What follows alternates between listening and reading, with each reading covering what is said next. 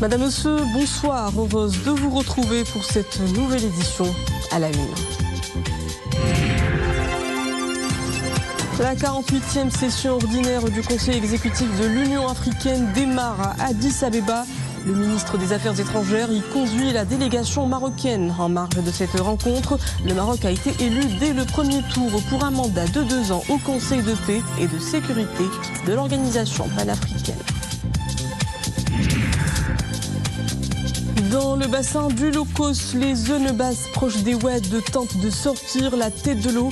Les exploitations agricoles sont pour la plupart noyées par les inondations. La filière des fruits rouges est particulièrement endommagée. Nous suivrons un reportage à l'arrache. L'UNESCO rend hommage à l'artisanat marocain, un patrimoine national vivant présenté dans un ouvrage exceptionnel à Paris. Du zlige au caftan, plongé au cœur de ces savoir-faire millénaires qui font rayonner l'identité du Maroc sous d'autres cieux.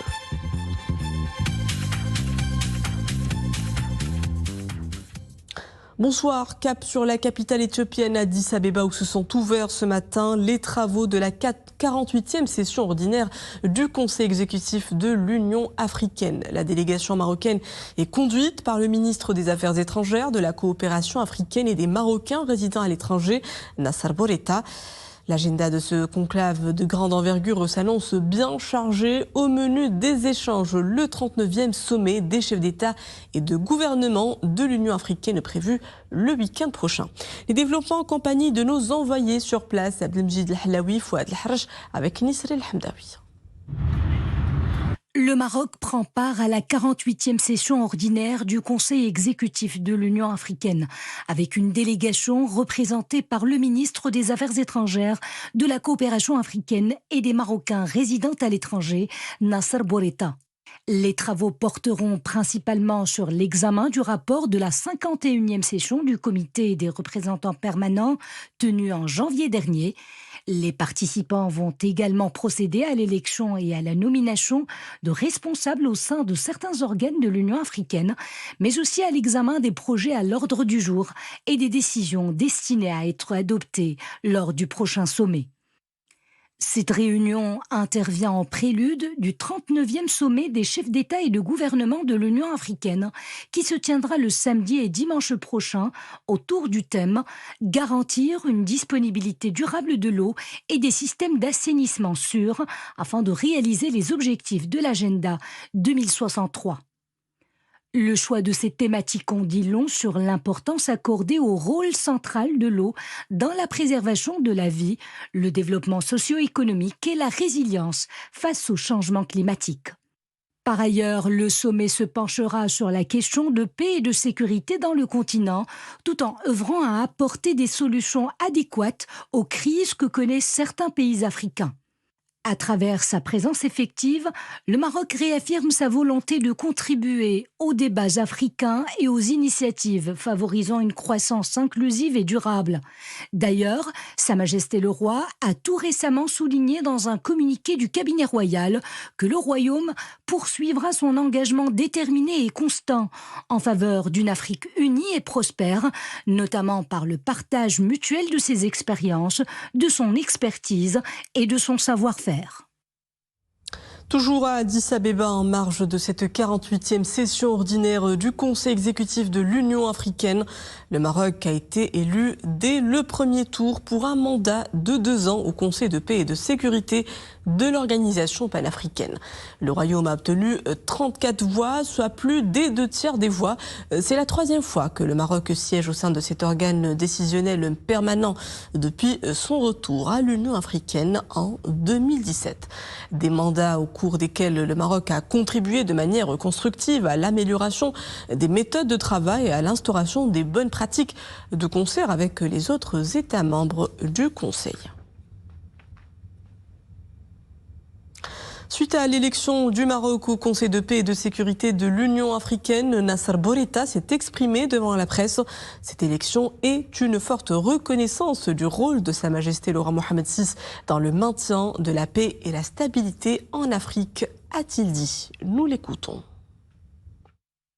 هذه المرة الثالثة في 9 سنوات الأخيرة منذ عودة المملكة المغربية للاتحاد الإفريقي في 2017. Il s'agit de la troisième fois en 9 ans, depuis le retour du Maroc à l'Union africaine en 2017, que le Royaume est élu au Conseil de paix et de sécurité, l'un des organes importants de l'Union chargé de gérer les questions liées aux crises, aux enjeux sécuritaires et à la stabilité du continent africain.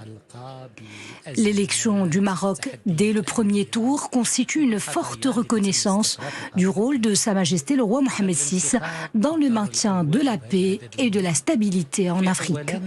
اعتراف بالدور وبالمكانة اللي عند جلالة الملك محمد السادس كصانع للأمن والاستقرار والتنمية في القارة الإفريقية. هذا الصويت كان فيه.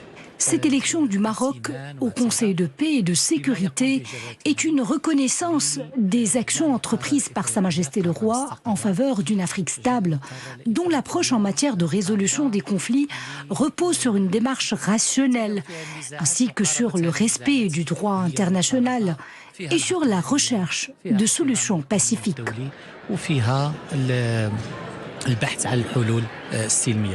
Ce vote en faveur du Maroc se veut de même une reconnaissance des initiatives et de l'approche adoptée par le Maroc, grâce au leadership du souverain en matière de paix et de sécurité.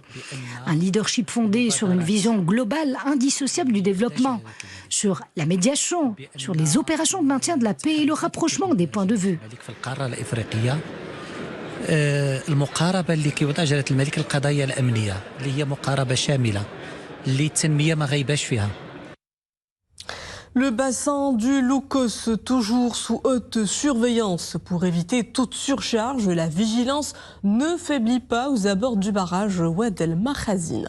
Un méga ouvrage dans la retenue demeure stable. C'est ce que confirment les responsables du barrage, relevant même une baisse du niveau de la retenue grâce au fonctionnement du déversoir automatique. L'évacuation progressive des eaux se poursuit. Le débit du déversoir a dépassé hier les 787 mètres cubes par seconde. Les inondations dans le Nord frappent de plein fouet les filières agricoles stratégiques, notamment celle des fruits rouges, piliers de l'économie locale. À l'arrache, les sols sont gorgés d'eau et les dégâts sur les superficies sous serre sont déjà importants. Les agriculteurs s'inquiètent d'intempéries persistantes. Yassine Benjeloun, Saïd Najah et Iman Ablou. Voilà ce à quoi ressemblent ces superficies dédiées aux fruits rouges dans cette exploitation à la Ouamra. Les pluies incessantes qui ont duré plusieurs semaines ont fortement endommagé les cultures. Les dégâts sont significatifs. Toutes les plantations sont abîmées. Les eaux ont submergé l'ensemble des superficies. Même si on pompe l'eau, on n'arrive toujours pas à l'évacuer. Tous les producteurs sont durement touchés, avec des plantations submergées par les eaux et des serres arrachées par les vents violents. Les dégâts sont lourds. Au moins 20% de la superficie sous serre dédiée aux fruits rouges dans le Loukos a été endommagée à ce stade. Les exploitations situées en zone de basse altitude ou à proximité des cours d'eau sont les plus touchées.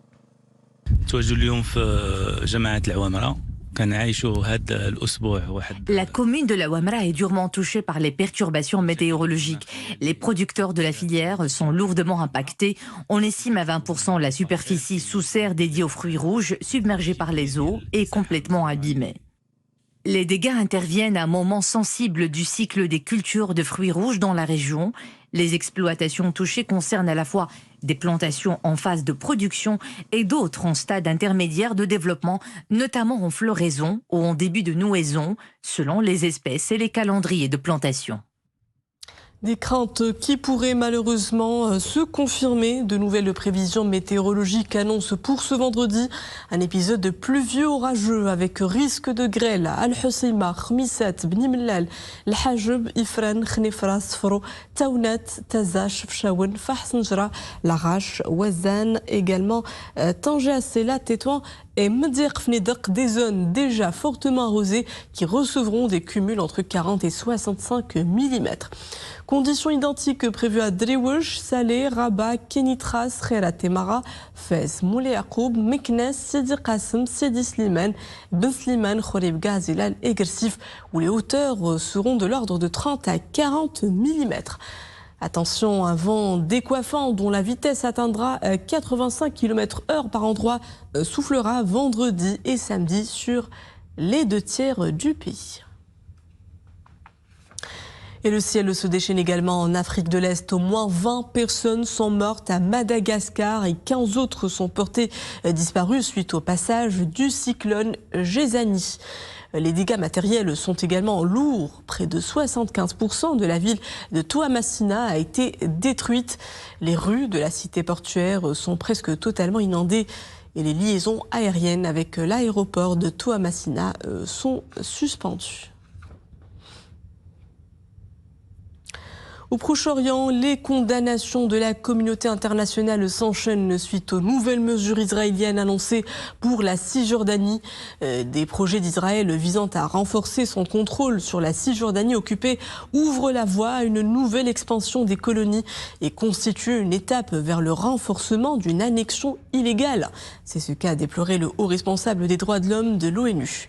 Selon des analystes, les décisions israéliennes sont à même d'accélérer l'annexion du territoire occupé, de faciliter les achats de terres par les colons et de repousser la population palestinienne dans des enclaves urbaines. Retour au Maroc et direction Marrakech où prend place la 6e conférence mondiale sur l'élimination du travail des enfants. L'Observatoire national des droits de l'enfant s'investit de cette cause universelle à travers une session de formation intensive. L'idée est de faire appel à l'imagination engagée des plus jeunes à travers un atelier évocateur de bandes dessinées. Crayon en main, les jeunes participants prennent position en dessinant leur avenir. Un véritable plaidoyer en faveur des droits de l'enfant.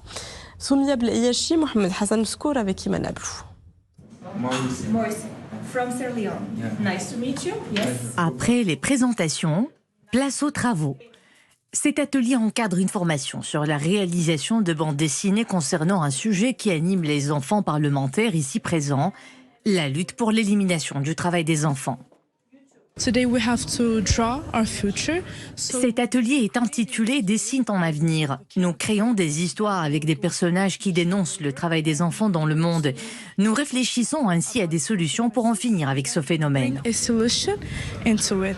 Nous sommes en train de travailler sur les BD, les bandes dessinées.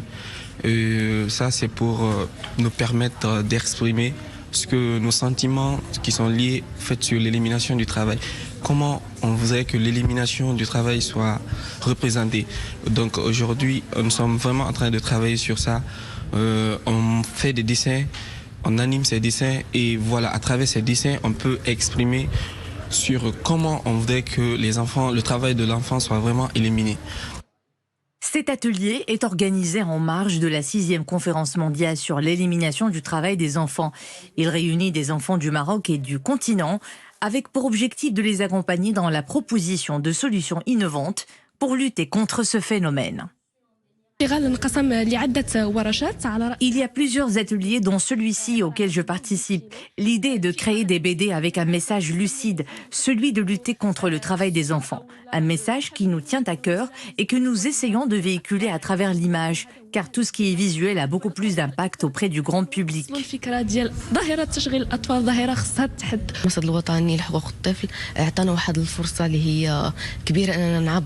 suis très content de participer à cet atelier organisé par l'Observatoire national des droits de l'enfant, qui nous a donné l'occasion de nous exprimer sur le sujet. Le travail des enfants persiste chez nous et dans d'autres pays africains. Nous devons tous agir et nous essayons de faire entendre notre voix. Ces enfants ont leur mot à dire pour s'approprier leur avenir, un avenir qu'ils veulent de droit, plus juste et plus engagé envers la protection de l'enfance. Je vous rappelle qu'à l'occasion du mois sacré de Ramadan, nous allons bientôt repasser à l'heure légale GMT. Ce sera donc à partir de ce dimanche 15 février à 3h. Tandis que le retour à GMT plus 100, en avançant 60 minutes, sera opéré après la fin du mois béni de Ramadan, soit le dimanche 22 mars à 2h. Notez aussi ces changements concernant les horaires du travail dans les administrations, les établissements publics et les collectivités territoriales. C'est l'horaire continu qui sera adopté. Ce sera donc de 9h à 15h et cela du lundi au vendredi pendant tout le mois sacré. Porteur d'un savoir-faire ancestral renommé n'est plus à présenter. Nos maîtres artisans sont célébrés à l'UNESCO. Un ouvrage leur a été consacré. Il documente et met en lumière le génie créateur des praticiens traditionnels du zélige au tissage, des métiers millénaires miroirs de tout un art de vivre à la marocaine et d'une identité nationale qui s'expose en toute élégance. Maria Ouad. Ils sont les maîtres et les garants de notre patrimoine culturel immatériel. Les artisans, tapissiers, mosaïstes, ferronniers, tisseurs ont été mis à l'honneur au siège de l'UNESCO à Paris. Cette mise en lumière s'inscrit dans la Convention de 2003 qui souligne l'importance des savoir-faire transmis de génération en génération. Car à travers leurs gestes, les artisans marocains font vivre la mémoire collective universelle, tout en assurant la transmission d'un héritage ancestral aux générations futures.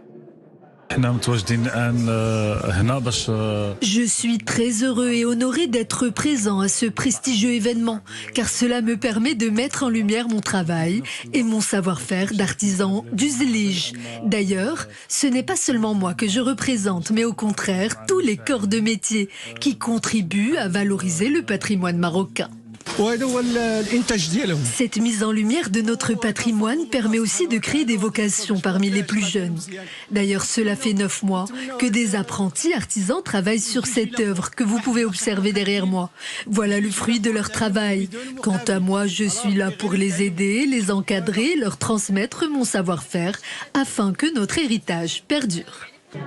En valorisant ces métiers, l'UNESCO affirme que le patrimoine culturel ne se limite pas aux monuments, mais se vit aussi dans les mains, les âmes et dans l'engagement de toutes celles qui le font perdurer à travers le temps.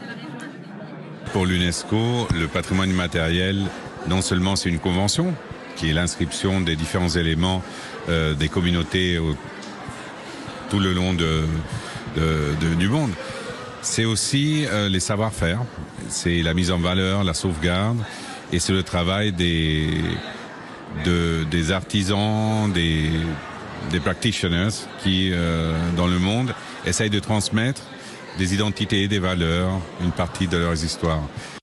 Autre temps fort, la présentation de l'ouvrage « L'artisanat marocain en mouvement », présenté devant un parterre de personnalités. Plus qu'un livre, il s'agit d'un véritable outil de documentation, de transmission et de réinsertion sociale à travers l'artisanat, notamment grâce à ces métiers revalorisés et porteurs d'avenir. La présentation d'un livre sur les savoir-faire, traditions artisanales marocaines, est un moment extrêmement important pour le Maroc, pour nous. Et puis également la présentation à travers ce livre d'une expérience aussi pilote qui intègre la réinsertion à travers la culture, à travers l'artisanat en milieu carcéral pour les délinquants. Et je pense que c'est aussi un élément important puisqu'il intègre la dimension sociale, la dimension économique, la dimension réinsertion.